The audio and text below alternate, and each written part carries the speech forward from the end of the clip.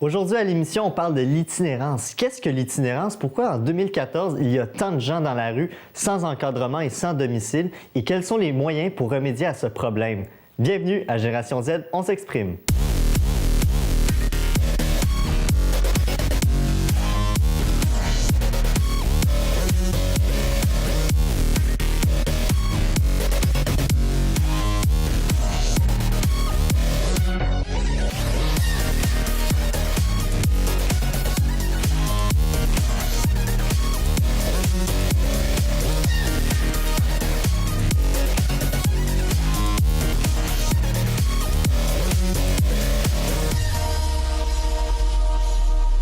Et aujourd'hui, avec nous pour en parler, je reçois Virginie, Kimberly et Nour. Bienvenue à l'émission.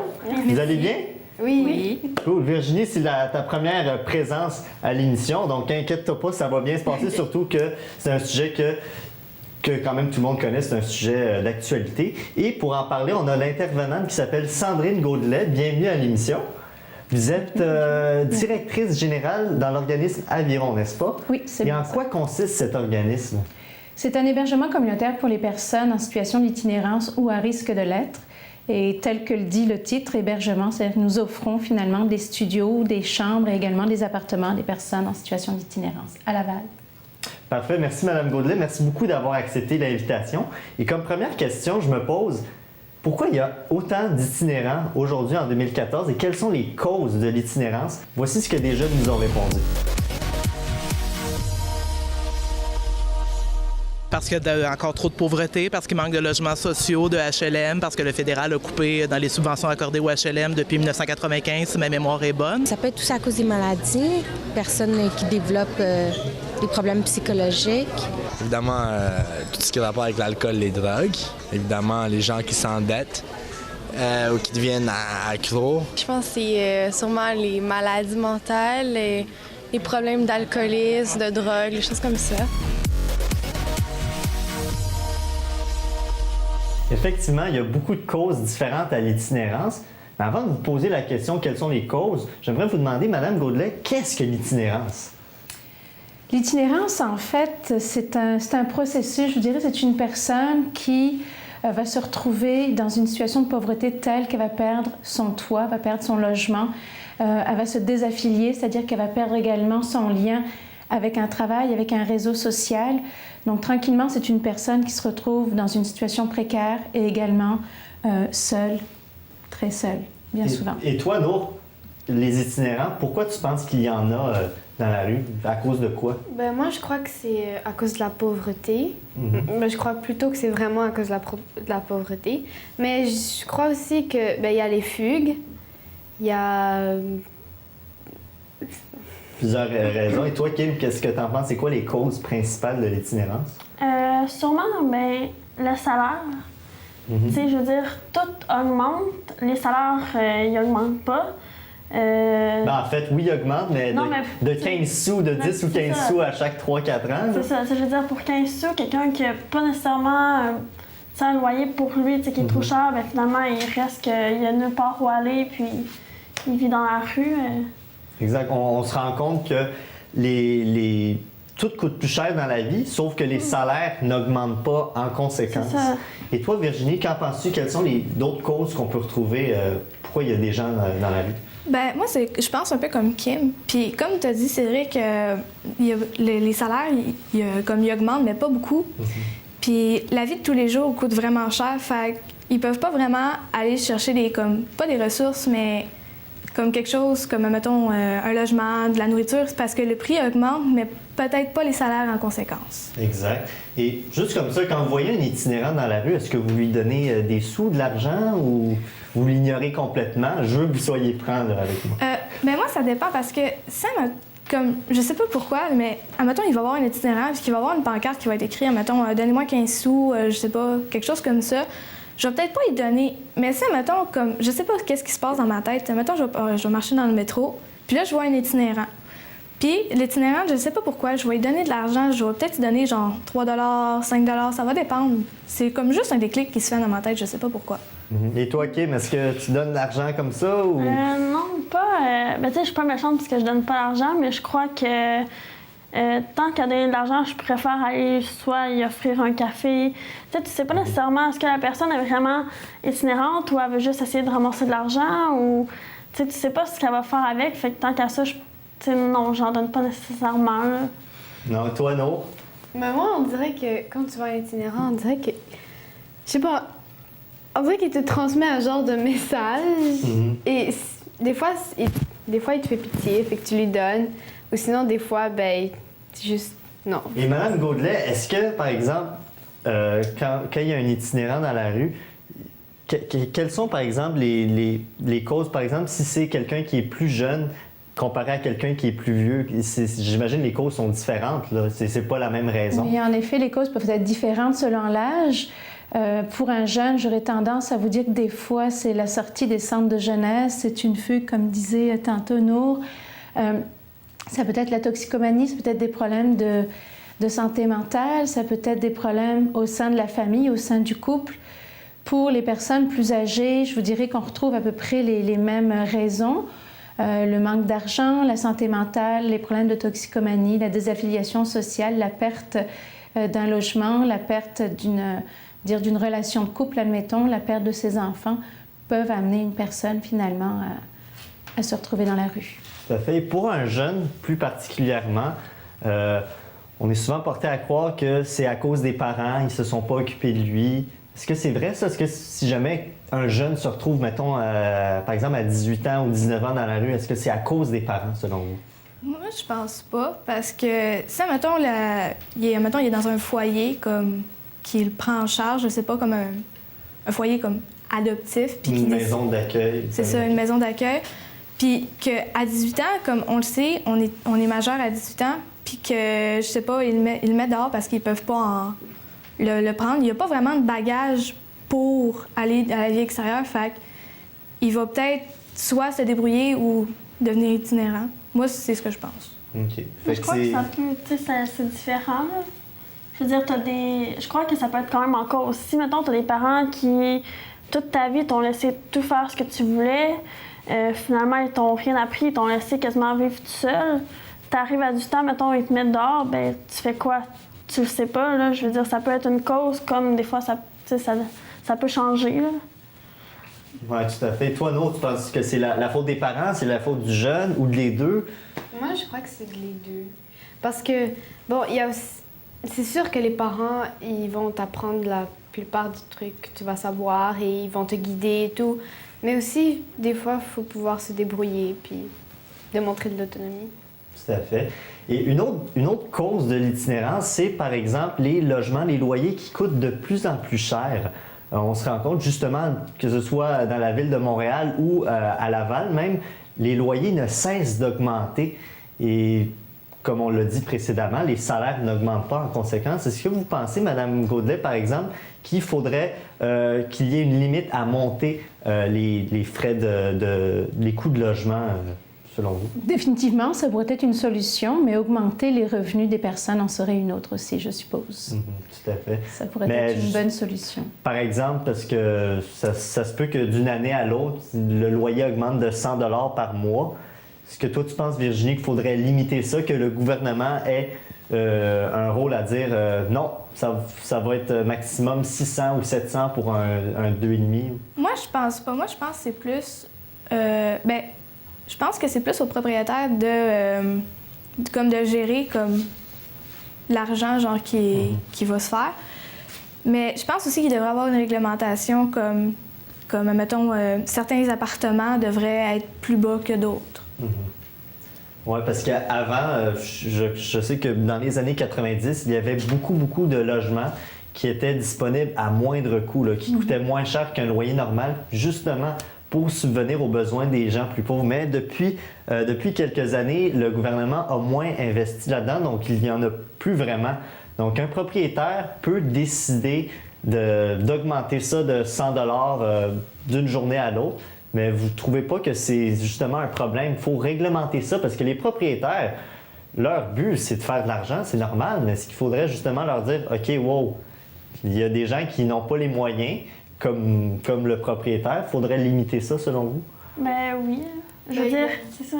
Mais il y a déjà des limites. Ben, ils ne peuvent pas augmenter de 100 et je crois qu'il y a une limite de 5 ou 25 par année. Mais même à ça... Non, exact. Donc, de toute façon, il faudrait réglementer ça, mais pas trop à l'extrême non plus.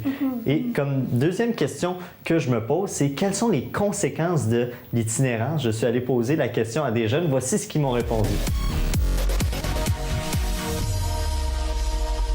Il y a souvent des conséquences en termes de santé mentale.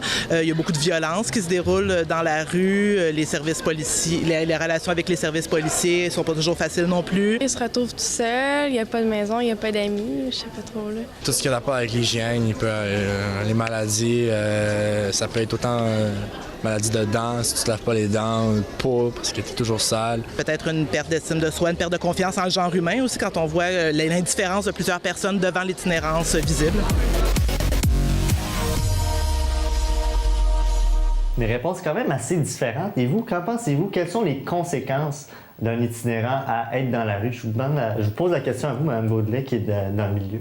Oui, bien, les conséquences sont vastes. Hein. Vous trouvez une personne, je disais tantôt, c'était la solitude. Généralement, c'est l'accès aux soins de santé qui deviennent très limités.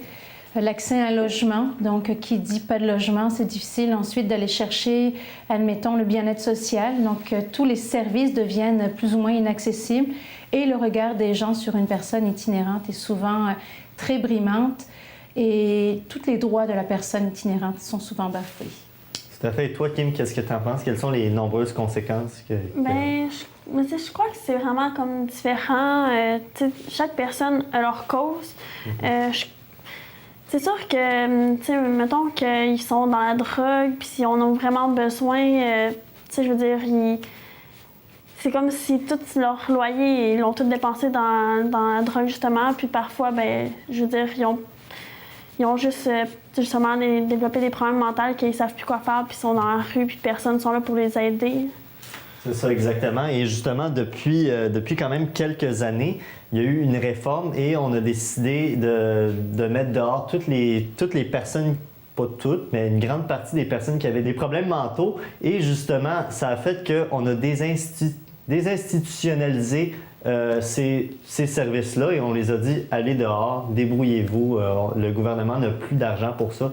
Est-ce que vous considérez que c'est une erreur que le gouvernement a faite? Parce que là, c'est justement, il y a plein de personnes dans la rue qui ont des problèmes entre les deux oreilles, puis justement, ils consomment la drogue en plus. Moi, oui, je pense que c'est un problème parce qu'ils n'ont pas... comme... Tu sais, ils n'ont pas conscience qu'eux autres, ils ont un problème. Peut-être qu'ils ne savent pas, tu sais, qu'ils ont une maladie. Puis le gouvernement laisse comme ces personnes-là comme tout seuls dans la rue. Puis sérieusement, moi, je ne savais pas qu'il y avait une réforme comme ça. Puis il ne devrait pas en avoir une parce que c'est pas correct. C'est quelque chose qui ne devrait pas comme être là. Parce que il devrait avoir au moins un logis, puis avoir des services pour ça. Mais en même temps, si le gouvernement doit payer ces services et ces logements, ça veut aussi dire, par exemple, une augmentation de taxes et d'impôts parce que qui est-ce qui paye pour ça au bout du compte? C'est nous. Et souvent, les personnes, oui, sont sensibles à l'itinérance, sauf que quand on leur augmente les taxes et les impôts, ils ne sont pas d'accord. Donc, il faut savoir qu'est-ce que la société veut. Pensez-vous que, justement, ce serait une bonne idée de peut-être augmenter les impôts, mais pour justement que les itinérants aient leur place, selon toi, non? Oui, bien, ça serait faisable, mais comme ne pas trop augmenter, par exemple, les taxes, parce que c'est déjà assez. Oui, c'est ça, il y en a beaucoup, mais quand même, on remarque la quantité de gens qu'il y a dans la rue, c'est pas bon pour l'image non plus d'une ville. Non, c'est ça. Surtout maintenant avec ce qui s'est passé en plus avec le policier, avec l'itinérant. Oui, exact. C'est quoi qui s'est passé en fait? Ben, il faisait froid, je veux dire, il faisait comme moins 40 dehors. Et puis, il y avait un itinérant en t-shirt, shirt et espadrille. Puis là, le policier vient, puis là, il lui dit... Ben, il était agressif avec les gens, il leur demandait de l'argent. Okay. Puis les personnes ne voulaient pas lui donner de l'argent. Et puis là, le policier, ben, il est venu, puis il lui a dit « Hey, si t'arrêtes pas, je t'attache à un poteau. » Ouais, oui, c'est vrai. Mais ça, c'est de la faute du policier ou l'itinérant? Parce que c'est sûr que l'itinérant, on peut pas trop le blâmer non plus, parce que il est dans la rue, il n'a aucune ressource, personne n'est là pour l'aider. Dans le besoin. Et c'est une personne aussi qui est très connue des services de la police de Montréal. Puis c'est une personne qui a des lourds problèmes de santé mentale. Je pense que le policier, comme toute personne qui travaille en première ligne, est arrivé un petit peu au bout de ce qu'il était capable d'offrir. Donc je ne blâmerai pas non plus la police, ni même l'itinérant. Mais oui, en effet, ça dégage la problématique qu'il faut faire quelque chose pour l'itinérance. On vient avec la ministre Yvon de faire en fait l'état des lieux d'une nouvelle politique en itinérance et on espère définitivement que les solutions seront apportées. Je pense qu'on les connaît, les organismes communautaires, on est là, on est présent, on les accueille. Moi, je suis dans un organisme communautaire, mais il y en a à travers la province. Donc, on espère définitivement que le gouvernement va injecter de l'argent, sans pour autant augmenter les taxes des citoyens, mais va injecter de l'argent. Il y a déjà des projets, en fait, qui sont faits pour ça, pour augmenter le nombre de loyers modérés, pour augmenter les ressources au niveau des soins de la santé et également soutenir les organismes communautaires pour pouvoir venir en aide à ces personnes-là. Et justement, selon une statistique, on parle des hommes et des femmes. Il y a 3 itinérants sur 4 qui sont des hommes. Est-ce que ça vous surprend, cette statistique? Je sais pas, on dirait que je comprends pas pourquoi plus un homme pourrait être itinérant qu'une femme. Mais si je peux te répondre à la question, je pense que les femmes sont prêtes à supporter beaucoup plus avant de tomber à la rue. Souvent, elles vont vendre leur corps ou alors elles vont accepter d'être en couple avec une personne qui n'est pas forcément adaptée à elle, mais c'est toujours mieux, selon la femme, d'être mal accompagnée que d'être réellement dans la rue. C'est sûr qu'un homme aller en prostitution, c'est différent. Oui, puis une femme dans la rue est beaucoup plus aussi victime, tu sais, se pose en victime, se met finalement face à des situations qui peuvent être peut-être parfois pires que ce qu'elle vit en fait sous un toit. Donc je pense que c'est ce qui fait que les femmes finalement arrivent vraiment en dernier recours dans la rue. Les hommes vont y aller plus facilement. Ils ont toujours des moyens. Dans le fond, peut-être aussi, je veux dire, une femme, n'importe qui va la prendre dans son lit au pire aller, il va la voir là, il va... rendu là, un homme, ils vont les laisser dans la rue, peut-être plus pour ça aussi. Dans le fond, c'est peut-être pas si étonnant que ça qu'il y a plus d'hommes qui vont être itinérants. Oui, une femme va être mieux accompagnée finalement. Si quelqu'un vient frapper à ta porte, c'est une femme, c'est une amie à toi, tu vas l'héberger plus facilement qu'un homme. Mais par exemple, pour une femme qui est itinérante et que, par exemple, son dernier recours, c'est la prostitution, est-ce un bon choix, selon vous, ne serait-ce que pour manger? Je sais que je ne prône pas la prostitution, mais est-ce que c'est le choix le moins pire à faire quand on est itinérante et qu'on veut juste manger, tout simplement? Je pense que c'est au-delà du fait de manger, c'est aussi de se loger puis d'être encore, en fait, indépendante. Une femme qui est dans la rue n'a plus... On sait que les femmes sont plus coquettes. Donc, tu sais, c'est tout ce confort-là. Je pense que d'une manière ou d'une autre, la femme va essayer de s'y rattacher jusqu'au dernier recours. Donc, est-ce que c'est une bonne ou une mauvaise solution? Pardon, je pense pas, mais c'est une solution que certaines femmes vont choisir. J'imagine qu'ils savent juste pas quoi faire, puis ils se sont dit, bon, ben c'est la seule solution qu'eux, ils voient, parce qu'ils sont tellement... Je veux dire, ils sont en rue, ils voient rien, il n'y a personne nécessairement qui veut les aider, fait que... C'est de l'argent facile. Ils sont désespérés, fait que leur premier choix, c'est ça. Est-ce que c'est brillant? Pas nécessairement. Mais est-ce qu'ils pensent tout de suite? Non. Peut-être qu'ils le regrettent même, si on ne sait pas. Et justement, quand quelqu'un tombe dans la prostitution, c'est encore plus difficile de retrouver le droit chemin de la société parce que, de un, on n'a pas de logement, on n'a pas de nourriture. Là, on est obligé de vendre son corps, si je peux me permettre l'expression. Donc, considérez-vous que c'est encore plus difficile de retourner sur les rails quand, en plus d'être itinérant, on fait appel à la prostitution? Plus difficile, je ne sais pas, mais le processus ne sera pas le même. Donc, il va falloir travailler sur 2 problématiques. Ça va être la réinsertion sociale, de travailler sur l'itinérance, mais de travailler également sur le choix que la femme a fait et de l'aider finalement à se décrocher de la prostitution. Donc, plus difficile, je ne sais pas, mais différent, oui, sûrement. Ouais, et par rapport à l'itinérance, je vais vous présenter un reportage qui s'est passé il y a quelques années. Et on a interviewé M. Claude Théoret, qui est directeur de Pacte de rue, et il donne son point de vue par rapport à l'itinérance. Donc, voici le reportage. y a beaucoup de préjugés. Les gens, c'est vraiment, c'est de leur faute. Regarde, moi, je m'en ai sorti dans la vie. Puis on entend tous ces clichés-là. Mais quand ça touche quelqu'un que tu connais, si on parlerait de cancer, là, tout le monde est sensibilisé, tout le monde a des maladies infantiles. Oui, ça pourrait m'arriver, c'est arrivé à un voisin, c'est arrivé à ma soeur, c'est arrivé à mon neveu. Bien, un cancer social comme ça, au niveau des problématiques, tu sais, je me dis, les gens n'ont pas choisi d'être dans la rue, n'ont pas choisi d'être malheureux, n'ont pas choisi de vivre des problèmes. C'est le parcours, malheureusement, qu'ils ont eu. Les choix qu'ils ont fait à travers ça, ils peuvent être questionnables, mais on peut-tu dire à l'humain, regarde, c'est ton choix, tu es dans la merde, reste dans la merde. Je trouve que ça serait une société un peu particulière si on serait là-dedans. Le travail de rue, malheureusement, c'est une profession payée pour être un bon samaritain dans une communauté. Dans les anciens temps, on n'était pas comme ça, on aidait notre prochain.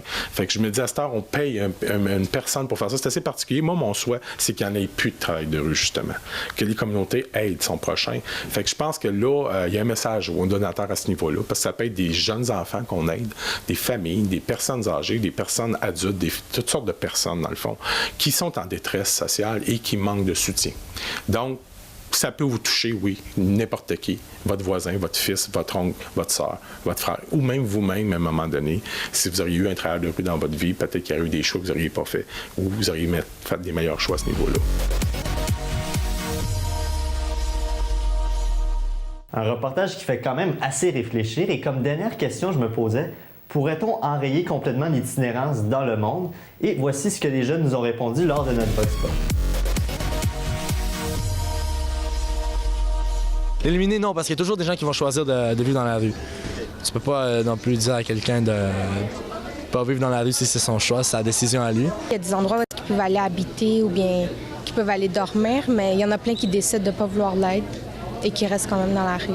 Il y a des mesures, si je me rappelle bien, en itinérance qui ont tenté de promouvoir le housing first, là, donc d'abord de donner des toits aux personnes. Ça veut dire que ça donne des bons résultats, mais en même temps, c'est pas assez. C'est une première étape parce qu'il ne s'agit pas de sortir de la rue, il s'agit aussi de ne pas y retourner.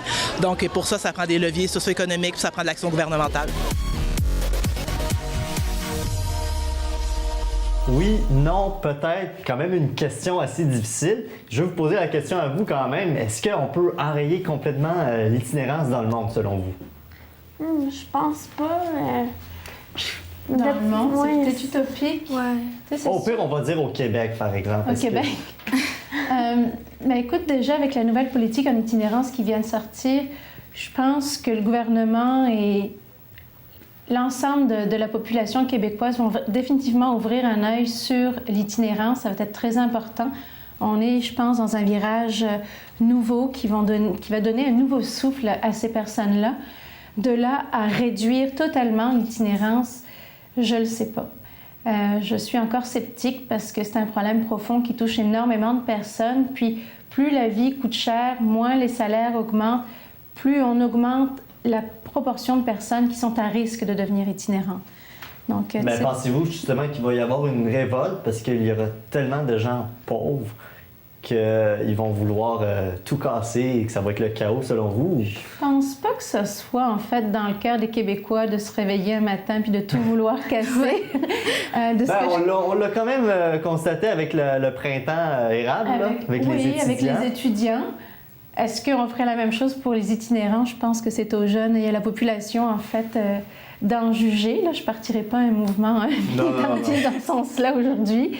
Mais ce serait peut-être bon, qu'il y ait une grande conscientisation puis que définitivement on ouvre les yeux sur l'itinérance. Ouais. Et toi, Nour, est-ce que tu penses qu'on peut éliminer ça au Québec ou ça va tout le temps rester? Moi, je pense pas. Je pense qu'on peut réduire le nombre d'itinérants, mais pas enrayer vraiment complètement. Je ne sais pas pourquoi. Ça serait l'idéal. Je perdrais mon job, mais au moins j'aurais gagné une cause. Ben oui, parce que votre but, c'est justement qu'il y ait moins d'itinérants, donc ce serait quand même une bonne chose. Toi, Kim, est-ce que ça va être à tout jamais l'itinérance ou un jour il n'y a aucun itinérant qui va y avoir, tout le monde va être heureux? Là? Je sais pas, je crois pas que, c'est comme dans n'importe quoi, je crois pas qu'on peut tout enlever, je veux dire, une personne, n'importe qui, je pense pas sérieusement qu'un jour on va sortir puis qu'il n'y en aura plus pantoute, là, si ça arrive, ben tant mieux, mais je crois pas que ça va vraiment arriver. Je crois que, comme Nour a dit, on peut diminuer, mais pas complètement enlever c'est quand même c'est gros, là. Je veux dire, on voit pas nécessairement, on sort dehors, on les voit pas toutes, mais il y en a beaucoup, puis je crois pas qu'on peut tout enlever ça comme du jour au lendemain. Et toi, Virginie, qu'est-ce que t'en penses? Ben, comme un peu tout le monde, je pense qu'on peut pas comme enlever ça, mais comme on peut le réduire, puis c'est déjà bon comme qu'il y ait eu une réforme sur ça, que ça va diminuer comme un petit peu, puis comme moi je pense que oui, ça peut vraiment diminuer, puis on peut rêver un peu puis dire que peut-être plus tard, il y en aura plus. Et quel est le rôle pour les prochaines années à venir du gouvernement pour justement lutter contre ce problème-là? Bien, justement, ils ont déjà fait un gros pas vers l'avant en déclarant cette politique en itinérance-là. Ça va être par la suite de faire des plans d'action, de vraiment ouvrir les poches et donner de l'argent aux différents organismes communautaires qui sont là, d'aider finalement le monde à développer des partenariats qui sont solides et d'être à l'écoute définitivement des organismes communautaires qui veulent, on veut tous travailler à long terme avec les problématiques d'itinérance, puis pouvoir accompagner la personne jusqu'au temps qu'on soit certain qu'elle est solide, qu'elle est réinsérée socialement dans la société, qu'elle y a retrouvé sa place, qu'elle a repris position, en fait, qu'elle a pris pouvoir sur sa vie, qu'elle va être capable de le faire. Pour ça, on a besoin du gouvernement pour nous soutenir à travers des politiques, à travers des plans d'action, puis à travers des fonds injectés, en fait, dans les différents organismes. Est-ce que, par exemple, des publicités, des annonces concernant la sensibilisation, ça peut aider ou pas vraiment? Mais il me semble qu'il y en a déjà, comme dans les métros, il y a souvent pas des peintures, mais des affiches que, tu sais, admettons, on voit une madame qui est couchée sur un banc, comme elle est bien habillée, mais le reste, c'est comme, tu sais, c'est pas bien habillé, mais tu sais, c'est comme des morceaux de vêtements qui sont déchirés. Puis oui, il y en a qui s'arrêtent à côté de cette annonce-là, mais on la regarde pas tant que ça. Puis même si ça passerait à la télé, je pense qu'il y en a tellement des annonces que ça nous passe genre 100 pieds en haut de la tête. Puis... Ça peut avoir un impact direct, mais à court, moyen terme, là, le monde, il voit l'affiche, puis après ça, 2 secondes après, le téléphone sonne et ils oublient le sujet. Donc, selon vous, c'est pas vraiment... Ça n'a pas vraiment un impact, les publicités, non? C'est qu'on n'en parle tellement pas, c'est tellement comme fermé. Je veux dire, on passe, on les voit, puis je veux dire, c'est comme si on a l'impression que c'est pas un humain. Le monde le regarde, la personne, puis, tu sais, je veux dire, ça les regarde tout croche, mais je veux dire, ces personnes-là, c'est des humains, mais on n'en parle tellement pas que, je veux dire, on n'a pas de moyens, on ne sait pas quoi faire avec ça. T'sais, on les voit là, mais dans le fond, on ne sait pas nécessairement que tout ce qui existe, on sait qu'il va y avoir des petites places, mettons, pour les nourrir de temps en temps, mais on sait rien, dans le fond. Fait que si on fait des annonces, si n'importe où en politique, le gouvernement commence à en parler plus, donne justement de l'argent pour des fondations qui font ça, peut-être que justement, ça va tellement être plus ouvert qu'on va pouvoir mieux aider ces gens-là qui sont dans le besoin. Mais je pense qu'on est dans un tournant où justement l'itinérance a été très médiatisée suite à cet incident avec l'itinérant et le policier à Montréal, mais aussi parce que ça faisait partie d'une politique en itinérance ici au Québec. Donc, je pense qu'on est en train d'en parler, puis je pense qu'au contraire, c'est important de le diffuser dans les médias parce que ça peut toucher n'importe qui. C'est quelqu'un qui va bien aujourd'hui, mais qui perd son travail, qui perd son couple, peut se retrouver à la rue, donc ça peut toucher beaucoup de monde. Mais est-ce que, selon vous, les parents doivent mieux sensibiliser, mieux encadrer les jeunes et mieux les informer par rapport à l'itinérance? Ça peut être une bonne chose, que nos jeunes, finalement, soient préparés à ce qu'est la vraie vie, puis les risques, en fait, qu'on peut courir dans une vie. Donc, oui, je pense que ça pourrait faire des... Les écoles. Les parents, les écoles, les éducateurs, ça pourrait ouvrir à une belle conscientisation. Parfait. Merci beaucoup d'avoir assisté à l'émission. Madame Gaudelet, oui. Quels sont comment faire pour se rendre sur le site Internet d'Aviron? Est-ce qu'il y a un site ou comment on peut vous contacter? Oui, un site. Vous tapez l'Aviron hébergement à Laval, vous allez nous trouver tout de suite. Donc, on a également un numéro de téléphone que je pourrais également vous laisser. Donc, oui, on est présent. Parfait. Merci beaucoup d'avoir participé à cette émission. Et la question de la semaine que je vous invite à répondre sur notre page Facebook Génération Z, on s'exprime, c'est est-ce qu'on peut enrayer complètement l'itinérance dans le monde? Donc, répondez à notre question sur notre page Facebook. Et sur ce, je vous souhaite une bonne fin de journée et à la semaine prochaine. Bye bye tout le monde.